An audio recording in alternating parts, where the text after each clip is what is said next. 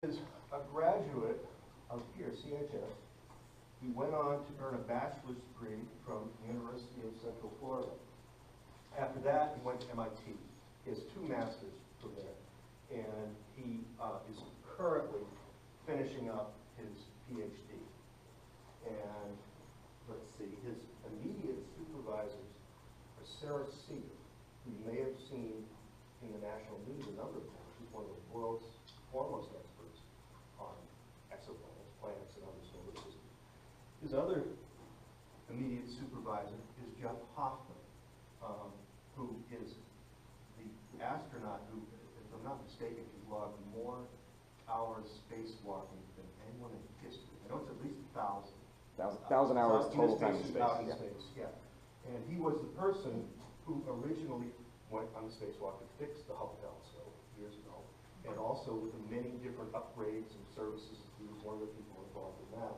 So, as you can see, Ben keeps very good company. He probably is, Ben is probably one of the top 2 or 3 young people in the world at what he does right now. He's also a good friend. So, please welcome him.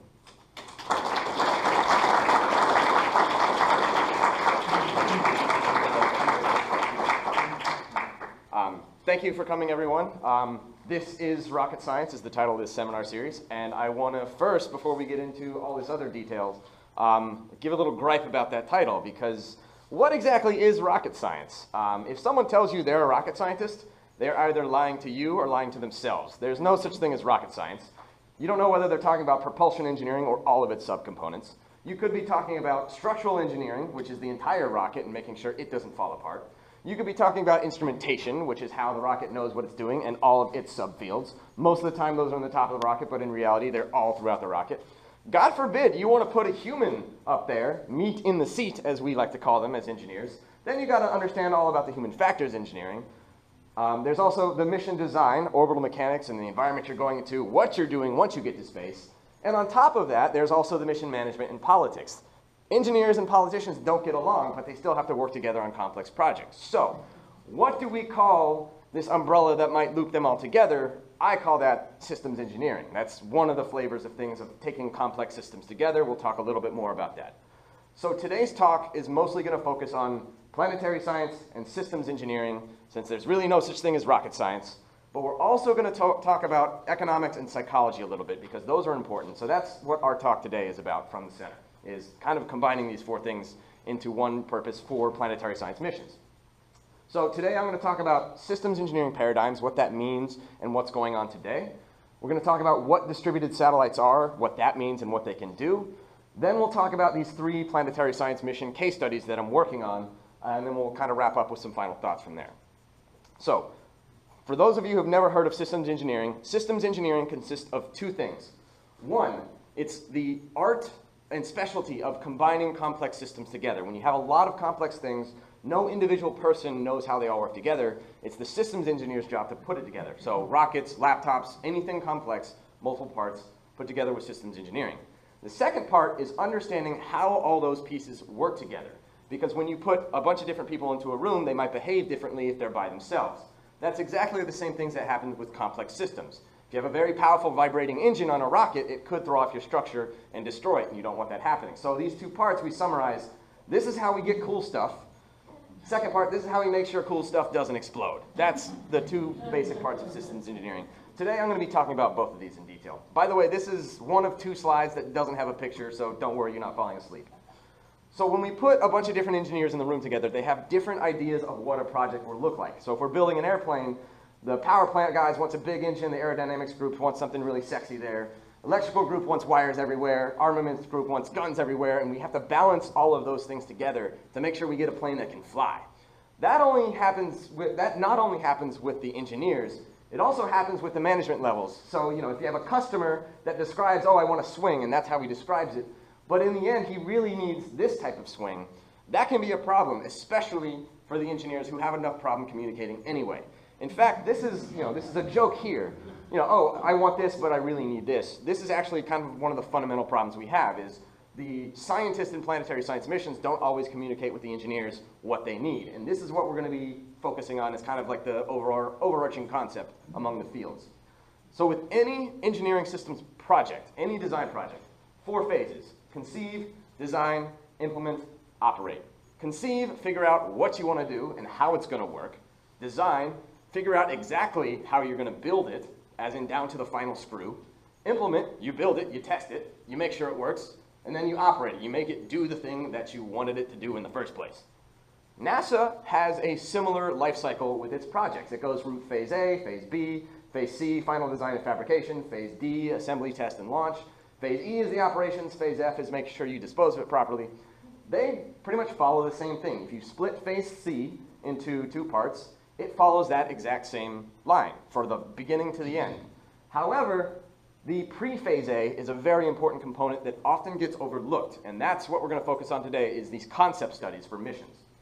So the way NASA does these missions today, looks at concept missions, they look at 1 or 2, 3, 4, they do a trade study on different components. A trade study is, oh, I could do A, B, or C. They look at a few different options, and then they weigh a few options as they say, oh, concept B is the one we're going to go with, because that's the one that scored the highest weight out of 3 or so options. The NASA Systems Engineering Handbook has quite a lot to say about the pre-phase A studies, and by a lot, 2 paragraphs is all that goes into the work for these phase A studies. That is changing. Today at MIT, over the past 15 years, we've been doing a lot of research on how to conduct these studies. First, what we do is we understand the core value that's being delivered. We interview the scientists, what they want to have with their mission, understand what data they need, how they want it, and how we can leverage the value, how we can make it more valuable to them, how they get more bang for their buck. That's what this is all about. Limited resources, we're trying to do more with less. We look at the system not just as we can design it, but also other things that might affect it. For instance, if you're building a plane, you can control the wingspan, you can control the power plant size, you can't control the price of fuel, you can't control FAA safety regulations. We kind of consider the endogenous environment it will be living in. Also, we take away some of the preconceived notions and limits about what the shape can be and look at lots of different options, thousands or millions of possible designs that we not only enumerate and evaluate, but we look at in timelines. So that is the big step that we're taking here with this research, is looking at much more than a single design or a few concepts, thousands or millions, and we'll get into what that means in a minute. What we do is we give a rating to a design called a multi-attribute utility. It's sort of like the total value you get out of this mission. And then we look at how much it's going to cost. And what we see is there's what's called a Pareto front, where there's a line that kind of separates the best designs. Any design, if you want to go higher in this axis, you have to go higher in this axis in order to get a better design. And so you usually want to choose ones on this point. But that's not always the case, because you want to look at it in time. You have a primary design context. You might compare design 1 to design 2, and if you're only considering today, you might say design 1 has more value. But if you look at it over time, what could happen is the context could change. You might enter a different epoch where the value might go down. It might also enter another epoch due to another context change, and you would get no value. That system no longer works for you. It no longer delivers what it's supposed to. However, if we had looked at design 2 from the beginning, maybe design 2 was a little more expensive or had some other properties that were unattractive in the first design context, somehow it may have gained value in epoch 2. Or, given in epoch 3, it could have still been feasible. It still could have given us value. Or it could have been changeable or inherently flexible somehow. We could have maybe thrown a little more money at it down the road, and it could have made a change to become even more valuable than ever. These are the kind of things we look at over time. We call that epoch era analysis. So that's what I want to say about the systems engineering paradigms. Let's talk about distributed satellites. First off, what is a satellite? Satellite is something we put up into space, and it carries something, an instrument of some sort that we want. That's the payload. If I want to take pictures of Earth, I send up a camera. But I can't just send a camera. I have to send the electronics that go with the camera. I have to send the structure. I have to send the communication system, since I can't go up there and remove the memory card myself. I need to have the pointing control. I need to have the thermal control to make sure it doesn't melt or freeze. I have to have all these other systems put together. And so you see, satellites really are complex systems, and that's why systems engineering is important in space design. Now, distributed satellites, the definition, any satellite system that uses more than one space-based asset to accomplish its primary mission objective. Now, you might say, a satellite system, a single satellite, still uses a ground station, so it's still a complex system, but now we're talking about multiple components in space.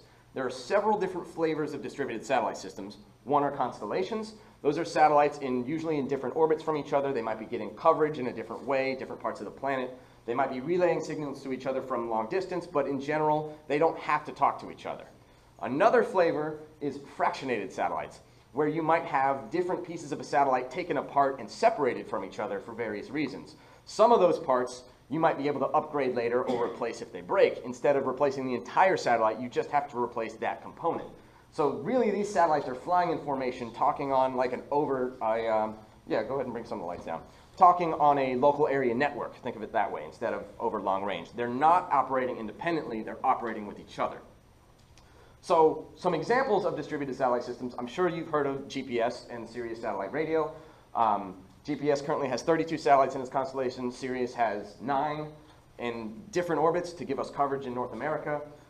In planetary science missions, there have been a few successful, but not too many distributed satellite systems. One of them is stereo. It's 2 satellites flying away from Earth in both directions. It's going to give us 3D pictures of the sun. And there's also Grace and Grail. They are a fractionated system, and what they do is they measure the distance apart from each other, and that's how they can measure the gravity anomaly of both Earth and the Moon, by seeing how that distance changes on very small scales. So that's a property of those satellites, is they can make that measurement because they're separated. So there's been a lot of arguments about monolithic systems versus distributed systems.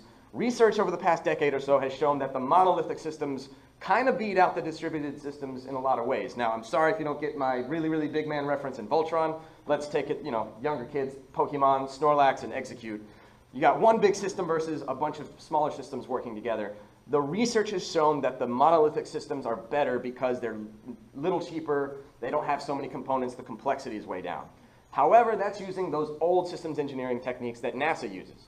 New techniques applied to new missions. Instead of asking what can we do differently with an old mission, let's look at a new mission entirely. What's something we can do because we have multiple satellites, and how can we make that mission? How can we sell that mission to scientists or give them data that they can't with a single satellite?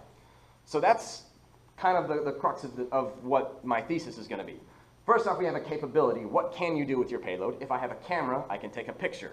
The emergent capability with multiple satellites is what can I do specifically because I have multiple copies of it? If I have 2 cameras, I can take 3D pictures. If I have a bunch of other sensors, there might be other things that I can do. So it's kind of like the Planeteers, when they all put their rings together, Captain Planet is this amazing superpower that emerges as a result of them working together. So the 2 main questions in my thesis are, what are the emergent capabilities of distributed satellites?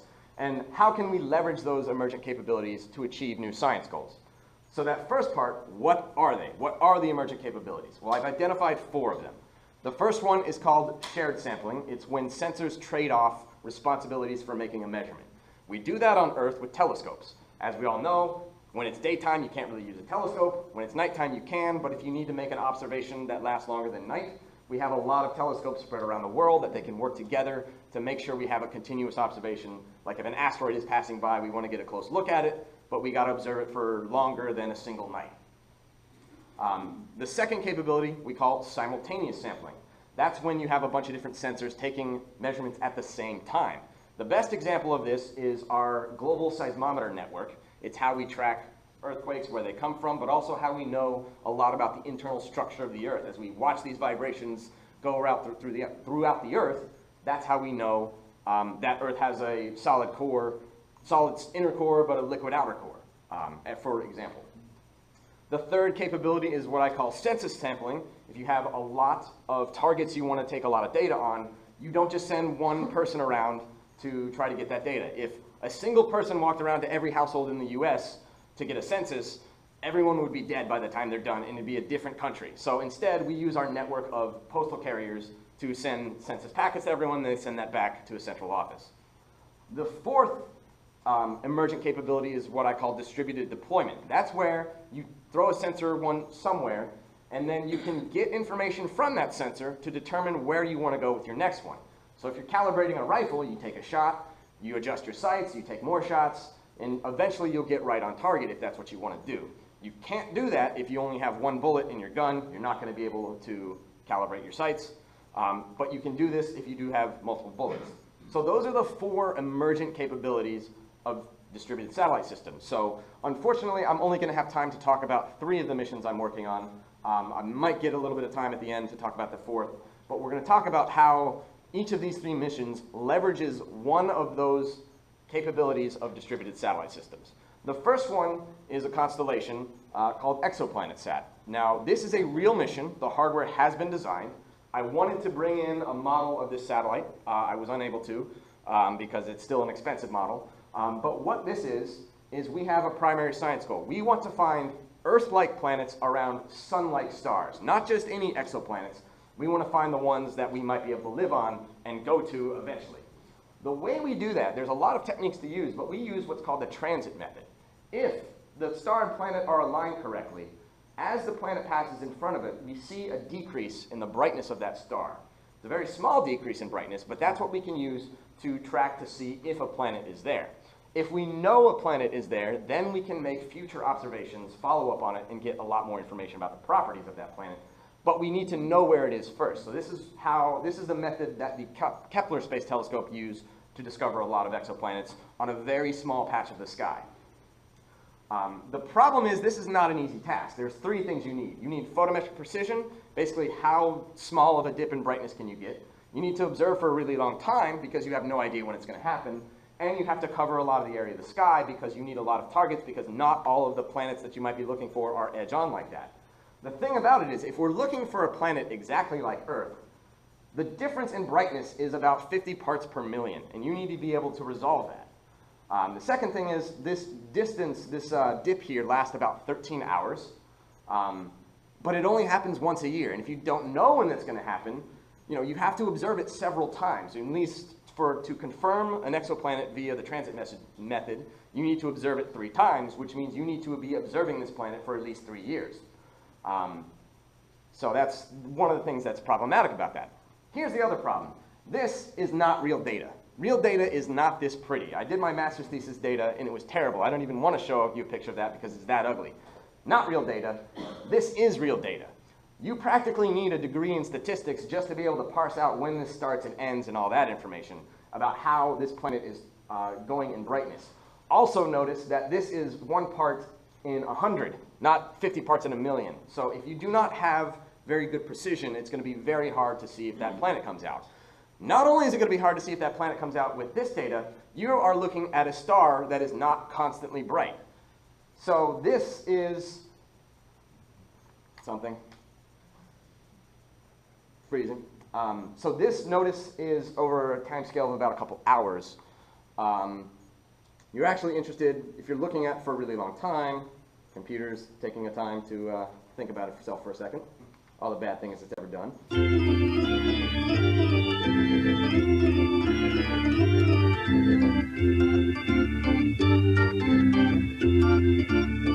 All right, so that's real data over a 2-hour time scale. We look at it over a month time scale, it's even uglier because the star isn't the same brightness all the time. And that's problematic for if you don't have good photometric resolution, if you can't see tiny dips in brightness. So not only do you need a lot of targets to look at, you need a lot of targets you might have to switch other targets because the star might be too noisy. And you might not discover that until about 20 days later into this mission. So question. How do we build a mission to discover a lot of Earth-like exoplanets all around the sky? And the answer with that is we build a constellation that will leverage shared sampling to do that job. So here is our solution. It is a 3U CubeSat. That means it is about the size of a Subway sandwich and weighs about 11 pounds or so. Now, the nice thing about this is we developed a new technology called a piezo controller. You have this reaction control wheel that turns the satellite where it needs to go, but it also vibrates. So while the satellite is kind of doing this and vibrating, there's this piezo stage that keeps it nice and steady so that you can keep the focus on that star down to less than 1 pixel. The other thing is we have a nice CMOS camera, and I don't even know what that means, but it's extra awesome and has the photometric precision we need, shrunk down to the correct size. So here's how it works. You have the satellite in orbit. As it goes around during the day, it'll turn its solar panels to the sun and charge. And at orbit night, it points at the star, looks for dips like this over a long period of time. Now, we took this mission to NASA Jet Propulsion Lab to Team X. Team X is like the premier systems engineering studio. They do a lot of work on mission building. They're the world experts on taking a mission from pre-phase A to the preliminary design in a week. They're really good. And so we went to them and said, hey, what can you do? What kind of constellation should we have? And they said, all right, here's what we're going to do. We're going to put 8 CubeSats in what's called the Terminator orbit, assuming this video loads. The Terminator orbit is an orbit that allows it to stay in the solar daytime throughout the year. So as the sun goes around the Earth, in this view, the orbit is precessing at the same rate, at 1 revolution per year. So you're always in the, on the border between night and day. That's the Terminator. So that orbit is very special because you're always in the orbit day. There are advantages to that. One of the advantages, you don't have a lot of thermal noise. If your camera gets hot and cold, that can cause some extra noise.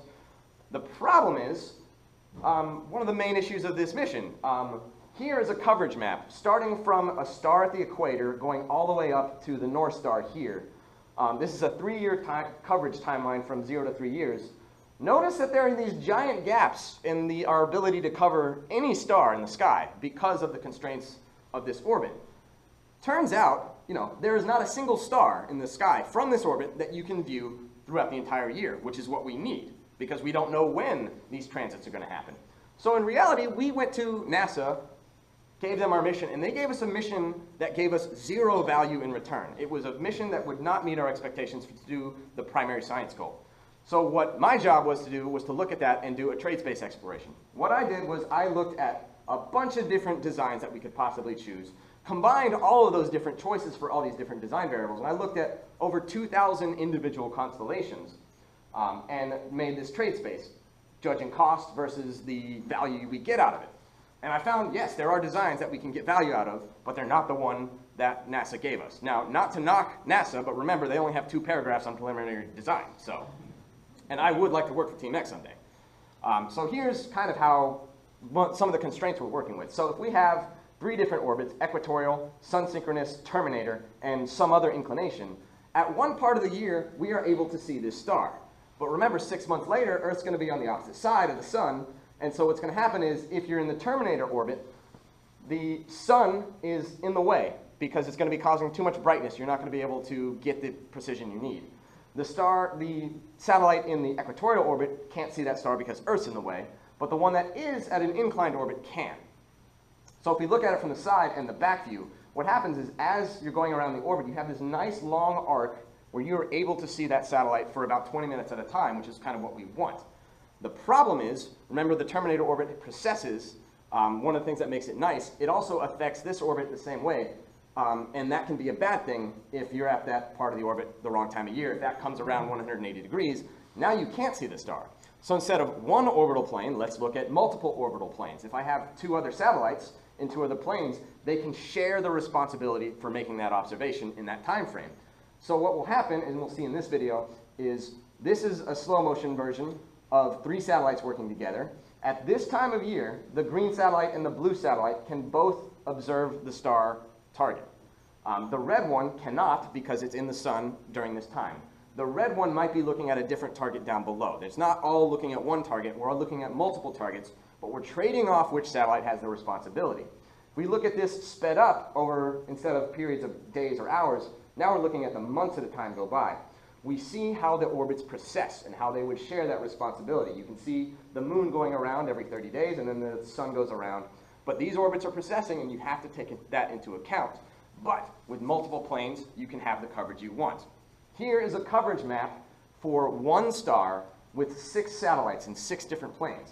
You'll see a little pattern here. There's a lot of satellites that can cover during this time period. That's kind of like the summer. But then there's this one chain here where you're barely getting coverage. That's the summer, but you still get the coverage. Throughout the entire year, all 3 years, you can have full coverage on that star, and that's what we want to have. So what I did was I took a bunch of different test points. This is the northern celestial sphere here. The black dots here represent stars that you can cover with a particular constellation, and these are the actual targets, the blue targets. The blue plus signs are actual stars, our actual target list that we could observe with this particular constellation. The other thing we looked at was how the area of the sky shrinks depending on how much time you want to observe it for. And this is one of the things that the scientific stakeholders, Sarah Seeger, hadn't even thought of. We hadn't really figured out how much value we get out of observing for shorter or longer periods of time during that observation phase. So here is a big bunch of trade spaces that I created that can tell us, okay, here's some information given this context or this context. What if this is good? What if this is good? And we can look at all these different futures and say, oh, if this is what you want, we're going to be able to choose this one. The fact is, I don't have a design chosen yet, but I do have a much better idea of what the options are. The fact is, we don't know out of this 90-minute orbit whether one satellite observing for 20 minutes or shorter periods of time with more satellites is good or acceptable. That's one of the things we're still trying to work out. But I did prove that with shared sampling, multiple satellites can be used to accomplish this mission. So therefore, this mission gets the Distributed Satellite System's stamp of approval. All right, now, next mission, HOBOs. Now, when we go from low Earth orbit and outwards, communications becomes much more difficult. The reason for that is just distance. If I'm at a distance of 600 kilometers, 375 miles, and this communication hardware can get a data rate of about 5 megabits per second, takes about 26 minutes to download 1 gigabyte of data. But if we had that same hardware and we spaced it out so that the satellite was about half the distance to the sun away from us, 46 million miles away, the data rate is about 0.2 millibits per second. And if I tried to download a gigabyte of data, who wants to guess how long that would take? 1,000 years? You're off by 3 orders of magnitude, over 1 million years. 1 million years just to get 1 gigabyte with that same hardware. Now, if we used the world's largest receiving antenna, which is 7 meters in diameter, it would still take 253 years. So communications can be a big problem when dealing with space equipment. So how do we get around that? Satellites don't need to be in constant contact. We can have autonomous systems that perform on their own, and if they come around or get near a point where they can communicate, we'll communicate with them. So one of the things that we have on Earth are called HOBO sensors. They're little data loggers. You can basically program them, throw them out in the wilderness, leave, come back a year later and pick up your data, say, oh, I now have the temperature profile of the entire year. I have that data. I didn't need it day by day. I can pick it up whenever I want. What if we can do something similar with these HOBO sensors in space? And that is what inspired this next mission, HOBOCOP. Now, this is a heliocentric orbiting baseline optimized cosmos observation paradigm. It is very important to have cool names and acronyms when you're working on space missions. It's practically a requirement. The planetary science goal of this mission is to understand the heliospheric current sheet. We're trying to understand the sun and understand what's going on inside the sun, but we have to make observations of stuff around the sun since we can't go inside of it. We can do this with simple magnetometers. So you might know that the sun is on an 11-year cycle with sunspots. You might hear solar min and solar max when people are talking about global warming studies. It's actually a 22-year cycle as the magnetic poles flip. So while the sun is rotating, the magnetic axis is going out underneath it, and that is on a 22-year cycle. And so what we see is this edge where the north and south axis meet, you get a current sheet. So during solar minimum, it's nice and flat. But remember, the sun rotates once every 30 days. So if we speed up that timeline, it looks something like this. That current sheet gets disturbed as we go from solar min to solar max. And we want to be able to measure this, what this looks like, and understand what's going on with this current sheet, because that's very important to space weather, how the sun works, nuclear physics, that sort of thing. But we can't really measure this accurately with just a few data points. So it gets big again, and it just looks kind of crazy. So, scientific question, how do we build an accurate model of the heliocentric current sheet better than anything we've had before? The answer is we need to leverage simultaneous sampling and get that data back to Earth. So we have HOBO satellites and a relay satellite. So the concept behind this is we'll have a small satellite with a solar shield, primary spacecraft bus here, and then we have an expendable propulsion module that uses electric propulsion, not chemical propulsion, to get us where we want to go. And if we take a closer look at this spacecraft bus here, it's got a magnetometer, it's got all the parts we need, and a larger antenna compared to most CubeSats. You can have deployable solar panels with an extra instrument there. Most important is this solar shield in case you want to get close to the sun. So that's what this little thing looks like. And by the way, this part of the spacecraft here is the same size as ExoplanetSat, about the size of a Subway sandwich. So here is the concept of this mission. This is one particular concept for a single satellite. First, you start out somewhere in Earth's orbit, and you begin your electric thrust maneuver. Now, electric thrusts gives you different burn trajectories compared to rocket thrust because you have to burn for so much longer.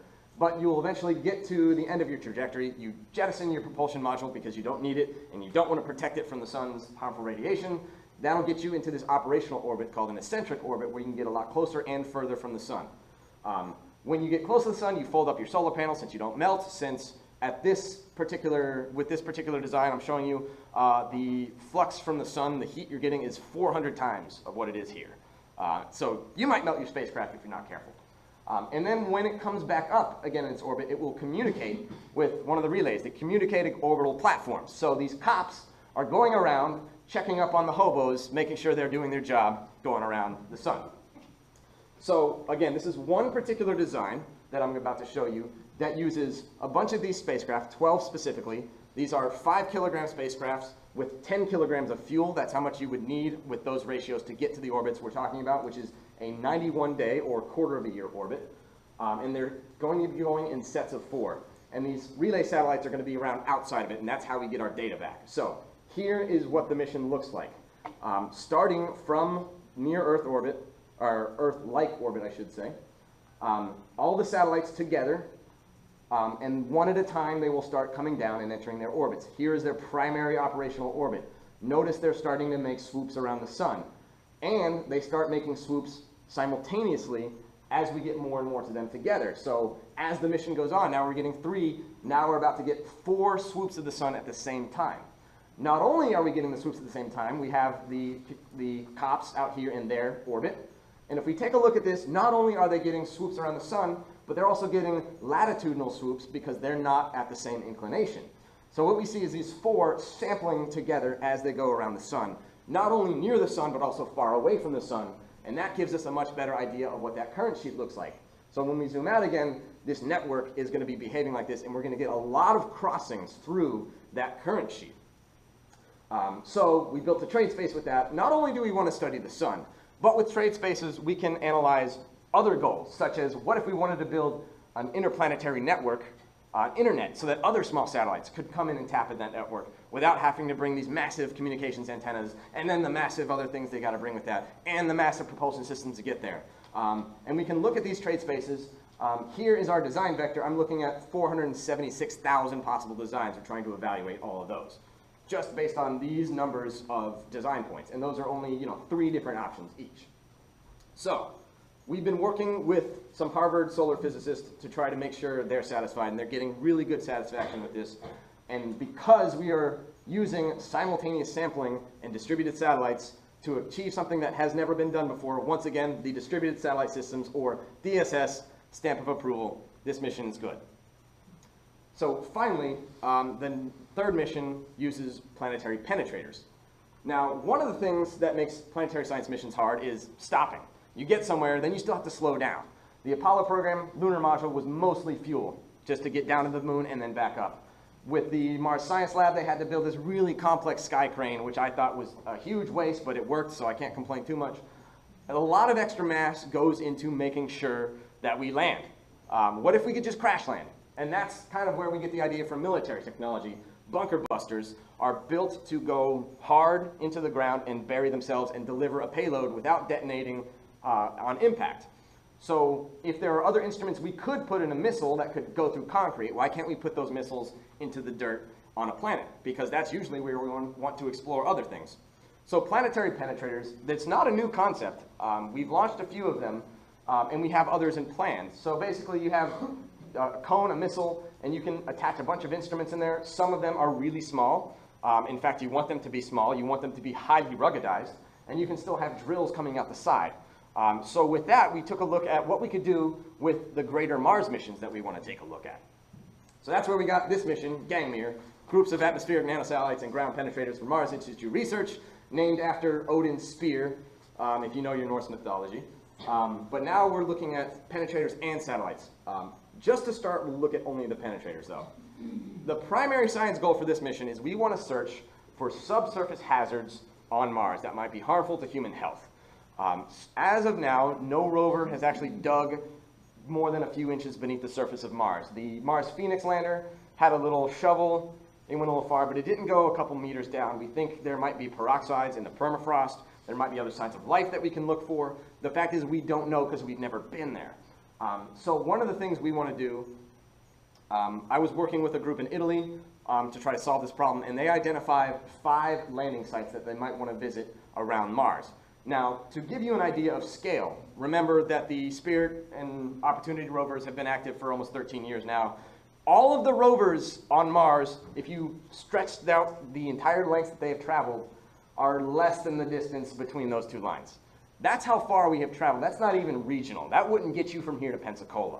So whatever asset we send to a planet usually does not have the capability to go from one region to another and explore multiple regions. So rather than send something heavy that could do that, since we have not designed anything that could, what if we sent a bunch of them? How can we visit several different locations and take subsurface samples?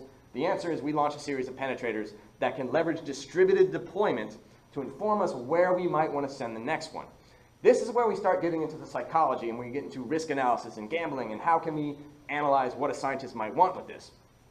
So the mission concept, again, for a single penetrator is you would have the penetrator and a drag shroud and a propulsion module. First, you would perform a slowdown burn if you're in Mars orbit. And that would bring you to the surface. You jettison your propulsion module, and then you impact the surface. Once you're on the surface, the drag shroud would actually let go. It would be stuck in the top of the surface. The penetrator would go all the way to the top, all the way down, however far it's got to go, depending on how heavy it is, the type of rock it goes into. If it goes into dirt, it might go 20 meters down. If it goes into concrete, it might go not even half a meter down. Who knows? We don't know. We don't always know what we're going to hit if we send a missile down. So step 5, the penetrator pulls a drill out, drills a little bit of the sample, brings that back in, analyzes that, performs a science mission, and then finally, once it's on the ground, the shroud can carry the antenna that would communicate with a mothership that's in orbit. So the idea is you could have these around, you send a penetrator down, it performs a scientific mission, and then it goes elsewhere. Now the thing about it, regarding the psychology of scientists, very good quote from Carl Sagan, extraordinary claims require extraordinary evidence. 2 things could happen when you go to a planetary surface. You could discover something noteworthy, or you discover nothing of note, or you make an incredible discovery. Once you make that discovery, you may not have brought enough assets to go for a follow-up, or you may have brought enough assets to go for a follow-up. If there's nothing noteworthy, you don't really know, and you didn't bring enough, you might be ignorant to other things that you didn't find because you didn't go to the right location. You might not be able to justify to Congress, hey, we want to send another mission because we want to do more exploration. Oh, we already gave you money to do that mission. Oh, we want to do it again. No, you can't do it again, even though scientifically you haven't proved anything. But if you have a lot of assets, you can use statistical confidence to say, look, we didn't find anything, we went to a lot of places, we're good. If you do make an incredible discovery, that might change the way human history evolves throughout the rest of time, and yay, we're not alone in the universe.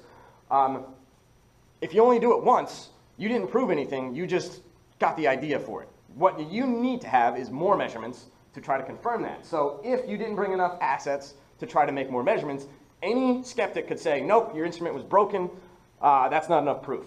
But if you did bring enough assets, you can capitalize on that opportunity to do it again. Go for the next mission while you're already there. Instead of waiting 3 to 5 years to try to do this again, if at all, you can do it the next day. We'll send another missile close to the same location to get that spot. So what I've done is a little analysis on the value you get out of that. If you have 2 penetrators and a survival probability of 80% and a what I call eureka probability of 7.5%, you can see there's a very low probability that you would be able to get more out of your mission. But if you bring a lot of extra penetrators, then you will have the ability, much higher probability of capitalizing on the returns from those scientific discoveries. Again, this is still a balance between the size of your systems, how much mass you can put into space, that sort of thing.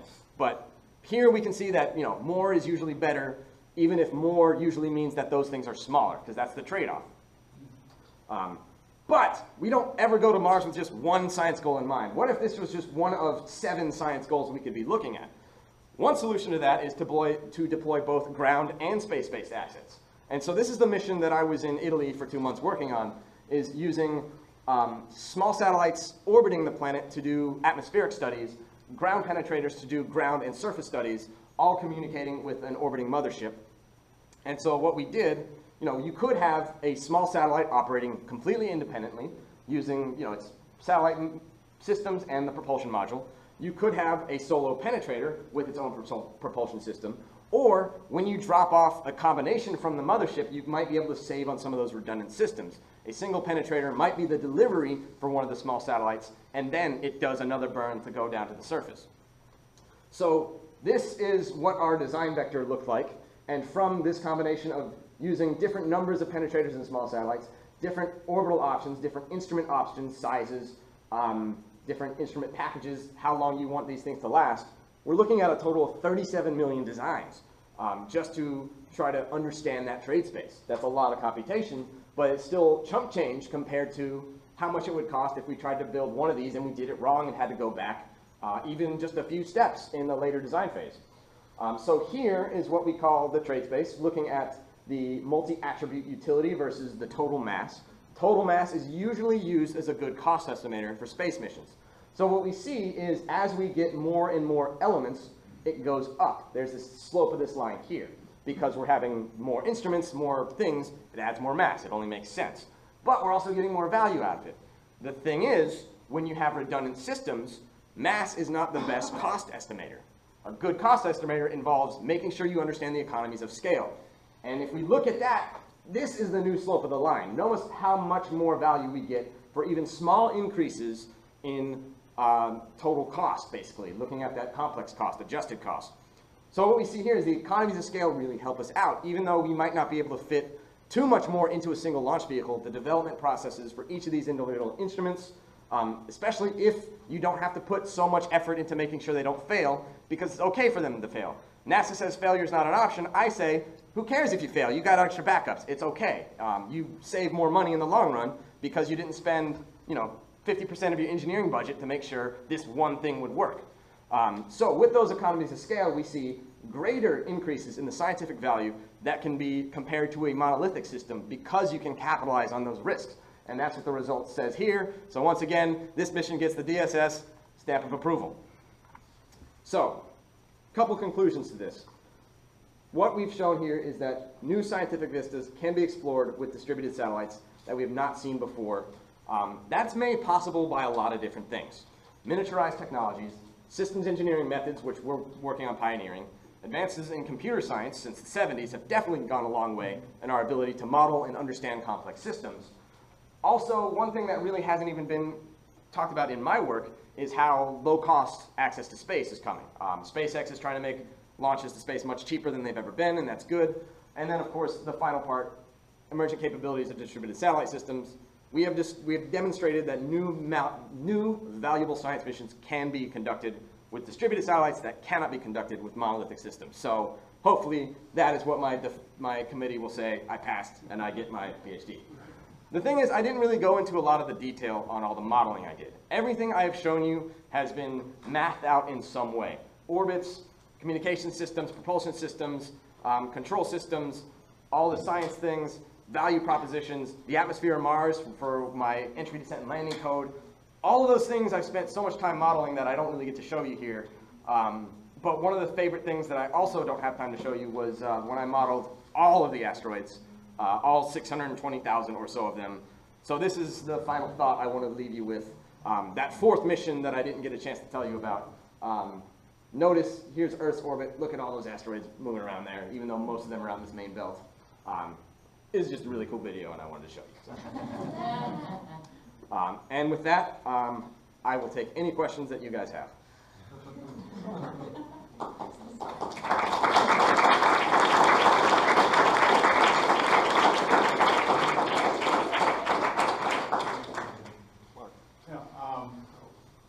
Funny, I just finished a webinar on geology of Mars last night with Julie Chan at the University of Utah.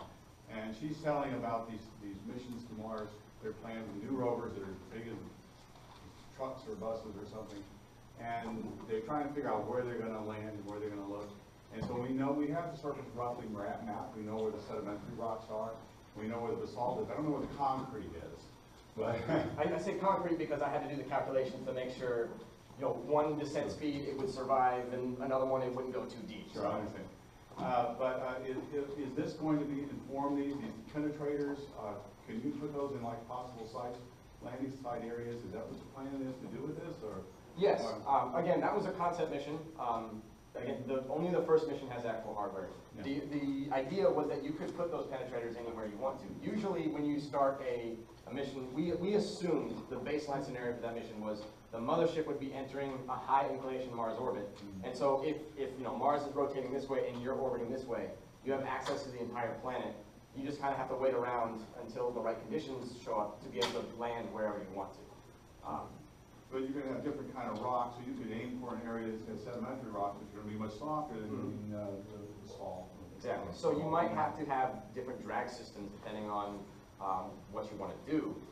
We just kind of assumed there was a big cone, kind of like the cone of shame on dogs, and that was enough to slow you down so that you would survive impacts on some of the harder rocks, not concrete, but it reached terminal velocity. It was really disappointing how much work I put into this entry, descent, and landing code and the different options I had, and then the only ones that worked were just like within plus or minus 5 meters per second landing speed. I was like, ah.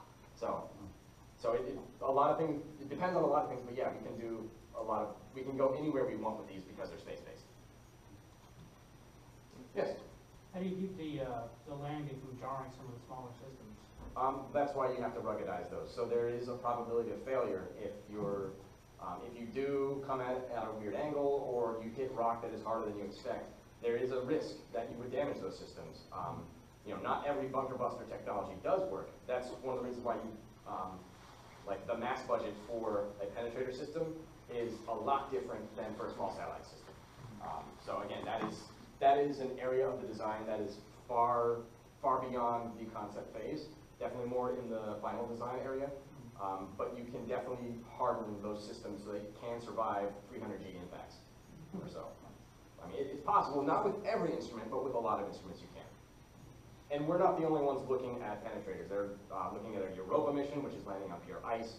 There's another lunar mission to do the same thing. So those technologies do exist. Nothing I presented today was science fiction or relied on a technology that has not already been proven. Anybody else? All right. And I'm willing to stick around and answer other questions too if you got them. So. Well, if there's no other questions, I think maybe you've earned your salary this month then.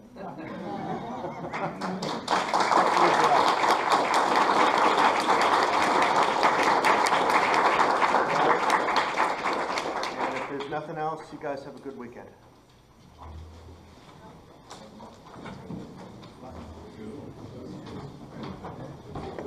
What you expected? It was the best one I have seen. Thank you very much. Thank you for coming. Thoroughly enjoyed it. You were Dottie Black. Yeah, how'd you know? Good to meet you. Okay, so he is John, put my knees down. John Bryan. He was supposed to meet about something much about